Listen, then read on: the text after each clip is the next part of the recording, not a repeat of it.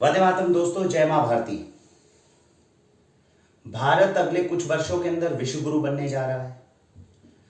विश्व गुरु वो बन सकता है जो पहले अपने जीवन की त्रुटियों को दूर करे और फिर दुनिया को सन्मार्ग दिखा सके। हम भारतीय हैं, दुनिया हमसे अपेक्षा रखती है कि हम उनसे ज्यादा ज्ञानवान होंगे, उन्हें जीवन जीने का ज्यादा अच्छा तरीका सिखा पाएंगे, दिखा पाएंगे, जिस तरह से हमारे पूर्वजों ने कभी विश्व का मार्गदर्शन किया था। विश्व को राह दिखाना तो बहुत दूर की बात है, पहले हम ये समझें कि हमारे 24 घंटे की दिनचर्या में जिस तरीके से हम इस जीवन को जी रहे हैं, क्या ये सबसे बेस्ट तरीका है जिस तरह से हम इसे जी सकते हैं, या इसके अंदर छोटे छोटे बदलाव अगर हम कर दें तो जीवन जीने की शैली ज्यादा बेहतर होगी, ज्यादा लाभप्रद होगी और ना केवल इस लोक में बल्कि परलोक में भी हमारे सारी मनोकामनाओं को सिद्ध करने में हमारी सहायता करेगी। आज की इस वीडियो में हम अपने 24 घंटे के अंश में से, 24 घंटे के कार्यकाल में से एक ऐसे अंश के बारे में बात करने वाले हैं जिसके ऊपर कभी हमारा ध्यान नहीं दिया। एग्जाम्पल लेके देखते हैं। सपोज कीजिए आप और आपके सुपुत्र हैं, बच्चे हैं, बेटा है, बेटी है, वो आपके साथ में गाड़ी में कहीं पर जा रहे हैं, या ये समझ लीजिए हर रोज सुबह जब आप ऑफिस जाते हैं तो हम ऑफिस जब जाते होंगे तो आधे पौने घंटे का समय लगता होगा। कोई गाड़ी ड्राइव करके जाता होगा, कोई स्कूटर या व्हीकल पे, टू व्हीलर पे जाता होगा। उस समय पर जब हम ड्राइव कर रहे होते हैं तो हम क्या करते हैं? जिनके पास गाड़ी है वो रेडियो को ऑन करेंगे, फिल्मी गानों को सुनना पसंद करते हैं। जो टू व्हीलर पर है, जिन्होंने गाने नहीं सुन रहे हैं, वो गानों को गुनगुनाते हुए जाते हैं। अब एक चीज को महसूस करके देखिए, हमारी उम्र अगर 35-40 साल हो गई तो एक बार ये सोचिए कि वो आधे पौना घंटा जो हमने लगाया फिल्मी गानों को सुनते हुए, वो फिल्मी गाने जो हमने सुने उनसे हमें क्या प्राप्त हुआ? उनसे हमारे जीवन के अंदर क्या कोई लाभ है जो हमें प्राप्त हुआ? क्या हुआ होगा? सोच के देखते हैं। जब हमने फिल्मी गाने सुने होंगे या गुनगुनाए होंगे, हम में से कुछ लोग होंगे जो उनको गुनगुनाने के बाद, बार बार गाने के बाद, निरंतर गाने के बाद अच्छे गायक बन गए होंगे। इनकी परसेंटेज 0.1% से भी कम है। कुछ लोग हैं जो गाने इसलिए गाते हैं, इसलिए सुनते हैं, इसलिए गुनगुनाते हैं क्योंकि उनको खुशी महसूस होती है, उनके स्ट्रेस लेवल कम होते हैं। तो ये दो बेनिफिट अपने को देखने को मिले कि जब हमने गाने गुनगुनाए होंगे या कुछ ऐसा किया होगा तो स्ट्रेस लेवल थोड़ा कम हुआ होगा, हमें थोड़ी खुशी महसूस हुई होगी। हम में से कुछ हैं, लाखों में एक, जो अच्छे गायक बन गए होंगे। इसके अलावा हमें और कोई उपलब्धि उससे प्राप्त नहीं हुई। अगर मैं आपको यह कहूं कि हमारे जीवन में 24 घंटे के इस अंश की, जिसकी मैं आधे पौने घंटे की आपसे बात कर रहा हूं, जिसमें हम, हमारे बच्चे जब ट्रेवलिंग करते हैं, अकेले कहीं पर जाते हैं, उस समय पर फिल्मी गानों को गुनगुनाने की बजाय क्या हमारे पास में कोई बेहतर ऑप्शन है? वो है। और वो बेहतर ऑप्शन हमारे पास में होता है स्तोत्रों का पाठ करना। अब ये स्तोत्र पाठ क्या है? भारतीय संस्कृति में आप जानते हैं ईश्वर की उपासना बताई गई है और ईश्वर की उपासना के कई तरीके बताए गए, जिनमें एक तरीका बताया गया नाम जपना। हमने अपनी मैक्सिमम वीडियोस में आपको कहा है जितना हम नाम जपेंगे उतना ईश्वर का सानिध्य हमें प्राप्त होगा, और जिसके साथ में ईश्वर जुड़ा हुआ है उसके द्वारा किया गया कर्म जो है वो हमेशा मंगलकारी ही होगा। तो जब हम या तो नाम जपेंगे, और नाम जपने के अलावा अगर कभी हम कुछ अच्छा, हमें लगता है कि नहीं नाम नहीं जपना चाहते, हम कुछ अच्छा गाना चाहते हैं, तो फिल्मी गाने में गाने की जरूरत नहीं है। भारतीय संस्कृति में इतनी प्रकार के ईश्वर को स्मरण करने के, ईश्वर को याद करने के, ईश्वर की उपासना करने के स्तोत्र हमारे पास में हैं, जिनका अगर उस समय पे स्मरण किया जाए, गायन किया जाए, तो ये हमारे जीवन में बहुत बड़ा बदलाव ला सकते हैं। आइए इसका विश्लेषण करते हैं वैज्ञानिक आधार पर कि किस प्रकार से हमारे लिए लाभदायक हो सकते हैं। जब भी हम ईश्वर का स्तोत्र पढ़ते हैं, जैसे आपने देखा चंद्रशेखर स्तोत्र है, भगवान शिव की उपासना हम करते हैं, या महिषासुर मर्दनी स्तोत्र है, मां शक्ति की जब हम उपासना करते हैं, या फिर आप हनुमान चालीसा को ही मान लीजिए, जो चालीसा होती है भगवान हनुमान जी की जब हम उपासना करते हैं, इनके अंदर ऐसा क्या खास है और फिल्मी गानों के मुकाबले ये हमारे लिए क्यों ज्यादा लाभप्रद हो सकते हैं? आइए विश्लेषण करते हैं। जो भी ये स्तोत्र है, जो भी चालीसाएं हैं, इनमें क्या किया गया है? ईश्वर के रंग, रूप और चरित्र का वर्णन किया गया। कोई भी आप चालीसा पढ़िए, कोई भी स्तोत्र पढ़िए, भगवान के जो भी अवतार है या ईश्वर का जिस प्रकार से हमने रूप उनका आकलन किया है, जिस प्रकार से वो हो सकता है, सनातन संस्कृति है, तो उनके रंग का, रूप का, चरित्र का गुणगान किया गया। ईश्वर के या भगवान के जो पवित्र पावन स्थल हैं उनका वर्णन इनमें किया जाता है। ईश्वर के द्वारा किए गए सृष्टि के लिए लाभदायक कार्य जो रहे हैं, लोक कल्याण कार्य जो रहे हैं, उनका वर्णन इसमें होता है। इसके अलावा तो कुछ नहीं होता स्तोत्र में और चालीसा में। ये सब कुछ हम जब स्तोत्र करते हैं या पढ़ते हैं, चालीसाएं पढ़ते हैं, तो हमें इनका ज्ञान होता है। अब समझते हैं कि जो हमें इससे लाभ होने वाला है वो क्या। सबसे पहली बात, एक नॉर्मल कॉमन सेंस की बात मैं आपको बताता हूं। चाणक्य ने एक बात बताई थी और चाणक्य के बाद में डॉक्टर एपीजे अब्दुल कलाम ने भी इस बात को हमेशा बहुत बार अपनी पुस्तकों में दोहराया है।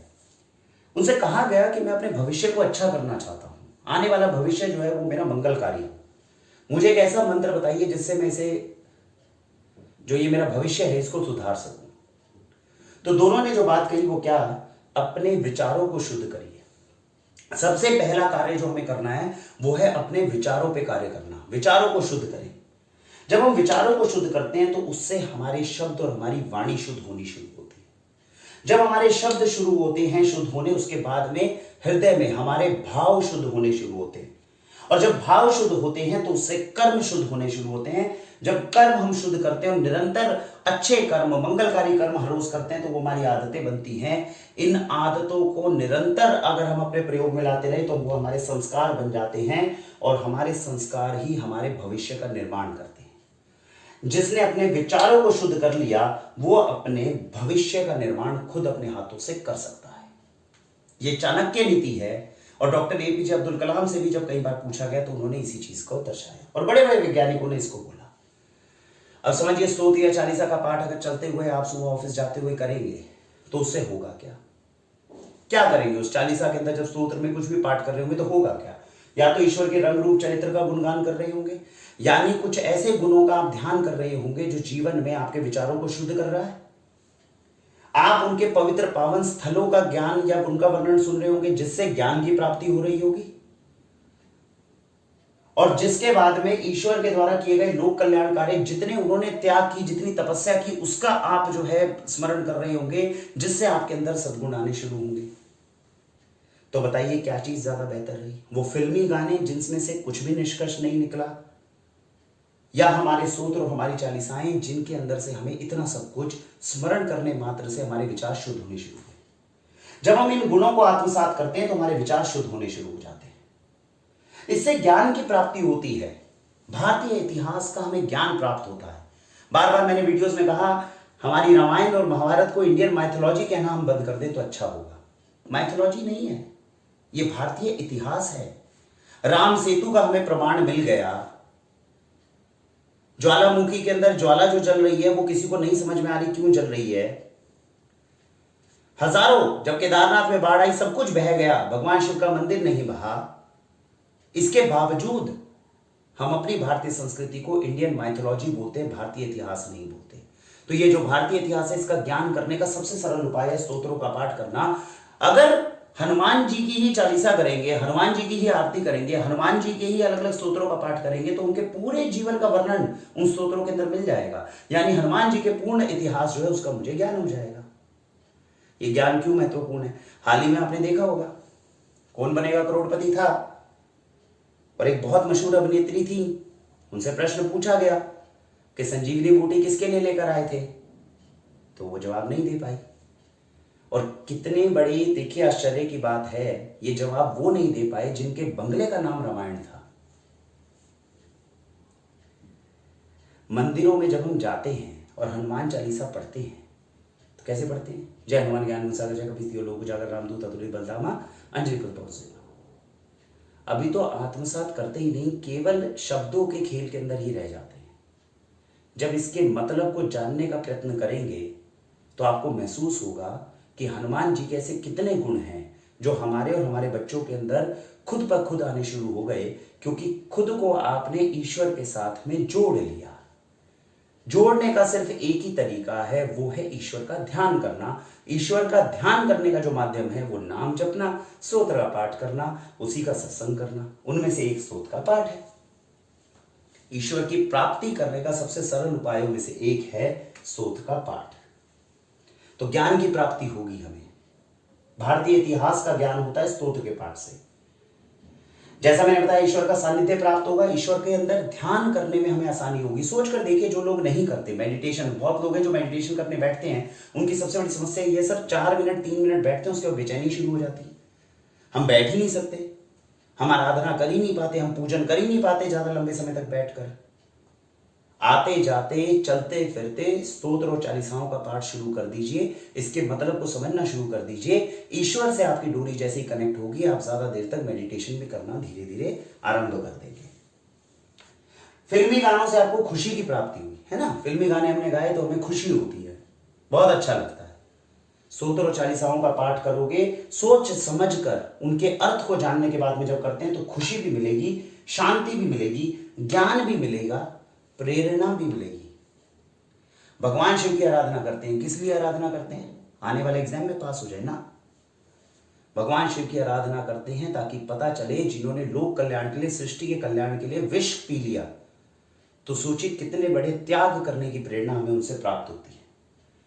शौर्य की हमें उपलब्धि होती है। महिषासुरमर्दिनी स्तोत्र जो पढ़ता है, शिवतांडव स्तोत्र जो पढ़ता है, इन मंत्रों के अंदर इतनी ताकत है कि आपके शरीर के अंदर ऐसी तरंगे उत्पन्न कर सकती हैं। इन शब्दों का अर्थ जान के जब आप करते हैं तो अब आपको पता चलता है कि जिस ईश्वर की, जिन भगवान की मैं आराधना कर रहा हूं, उनसे शौर्य और शक्ति हमें प्राप्त होती है, सद्गुण हमें प्राप्त होते हैं, त्याग करने की प्रेरणा मिलती है, धैर्य, क्षमा, और अंत में जो ईश्वर के सानिध्य में ही है वो अंत समय में मोक्ष को प्राप्त करता है। अंत समय में मोक्ष प्राप्त होगा नहीं होगा नहीं जानते, लेकिन अगर बाद में जाके हमारे कर्मों का इवैल्यूएशन हुआ और उसके आधार पर मोक्ष मिलना ही होगा, तो ये आपको मोक्ष तक की प्राप्ति करवा सकता है। तो जैसा मैंने बताया, ध्यान लगाना हमारा सरल कर देता है। ये विश्व की सबसे वैज्ञानिक भाषा है संस्कृत भाषा, और हमारे जितने भी स्तोत्र हैं ईश्वर की आराधना करने के, उनमें 90% से ज्यादा जो स्तोत्र हैं वो संस्कृत में ही उनका विवरण है। अपने देश की, दुनिया की सबसे वैज्ञानिक भाषा जो हमारी मूल भाषा है, उसका ज्ञान हमें ही नहीं। संस्कृत भाषा को अगर आप सीखना चाहते हैं तो स्तोत्र से उत्तम और अच्छा सोर्स दूसरा मिलना बड़ा मुश्किल है। वाक शैली आपकी शुद्ध होती है। जो लोग, जो बच्चे होते हैं जो अच्छे से अपने शब्दों का उच्चारण नहीं कर पाते, आप अगर इसके बारे में थोड़ा सा भी जानकारी लेना चाहेंगे, शिवतांडव स्तोत्र, महिषासुरमर्दिनी स्तोत्र को जब आप बोलना शुरू करेंगे तो शुद्ध संस्कृत के उच्चारण से आपकी वाक शैली जो है यह शुद्ध हो जाती है। तो सोचिए कितना सब कुछ है जो हमारे भारत के मनीषी हमें धरोहर के रूप में देकर गए। हमने कभी प्रैक्टिकली उनको ढंग से किया नहीं, इसीलिए उनके अंदर की शक्तियां हम प्राप्त नहीं कर पाए। आध्यात्मिक उन्नति होती है जब हम ईश्वर के स्तोत्र का पाठ करते हैं। एग्जाम्पल लेकर देख लेते हैं, जो कुछ हमने कहा ये सब कुछ सही है कि नहीं। एक बहुत सिंपल लेता हूं, अभी मैं स्तोत्र पे नहीं जा रहा, क्योंकि अब जो हमारी आने वाली वीडियोस होंगी, आपको पता है कि हमने एक चैनल जो है राष्ट्र वैभव चैनल नया बनाया है, इसका लिंक मैंने डिस्क्रिप्शन में दिया, आप ज्वाइन करना चाहें तो कर ले। उसमें जितने भी कठिन से कठिन स्तोत्र हैं उनको हम किस प्रकार से आत्मसात कर सकते हैं, किस प्रकार से हम उन्हें लर्न कर सकते हैं, इसका पूरा ज्ञान जो है यहां पर मिलेगा। तो स्तोत्रों को पाठ, उनको लर्न करने की जो विधि है, ये आसान नहीं होते, करने में बड़े मुश्किल होते हैं। तो किस तरह से आसानी से चलते फिरते हम इन्हें लर्न कर सकते हैं, इसकी बात करी जाएगी। बहरहाल मैं यहां पर आपको केवल एक सबसे संक्षिप्त रूप में, जो सबसे सरल हमारे पास पंक्तियां हैं, उनका विवरण करता हूं। हनुमान चालीसा हम सबने पढ़ी होगी। हनुमान चालीसा के अंदर लिखा है, जय हनुमान ज्ञान गुण सागर, जय कपीस तिहु लोक उजागर। केवल इन दो पंक्तियों का अर्थ देखिए। मैं हनुमान जी की उपासना करता हूं। कौन हनुमान जी? जो ज्ञान और गुणों के सागर हैं। जय कपीस, कपि यानी के वानर, वानर के ईश्वर। जय कपीस तिहु लोक उजागर, तुम तीनों लोकों में जो उजागर है, तीनों लोकों में जिनके नाम का डंका बजता है। तो ये देखिए, तो ये केवल इतनी दो पंक्तियों से हमें हनुमान जी के बारे में कुछ जानकारी मिलनी शुरू हो गई। अगर हमारे जितने स्तोत्र हैं उनका अर्थों के साथ में, अर्थ के साथ में हमने उन्हें आत्मसात करना आरंभ कर लिया तो ये सारे बेनिफिट जो हमने बताए ज्यादा हो जाएंगे। और करना किस प्रकार है, जैसा मैंने आपको बताया, इसके लिए कोई विशेष प्रयत्न आपको करने की आवश्यकता नहीं है। आते जाते पूरे 24 घंटे में ऐसा बहुत सा समय है जब हम कुछ भी नहीं करते। जब कुछ भी नहीं करते, स्तोत्र का पाठ करना चाहिए, इन्हें आत्मसात करना चाहिए, इन्हें लर्न करना चाहिए।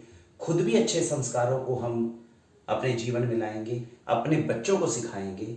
और वो सारा समय जो आज तक आपने फिल्मी गीतों को गाने और गुनगुनाने में व्यर्थ खराब कर दिया, उसको अपने जीवन के भविष्य निर्माण में आप किस तरह लगा सकते थे, ये मैंने आज की वीडियो में आपके साथ में शेयर किया।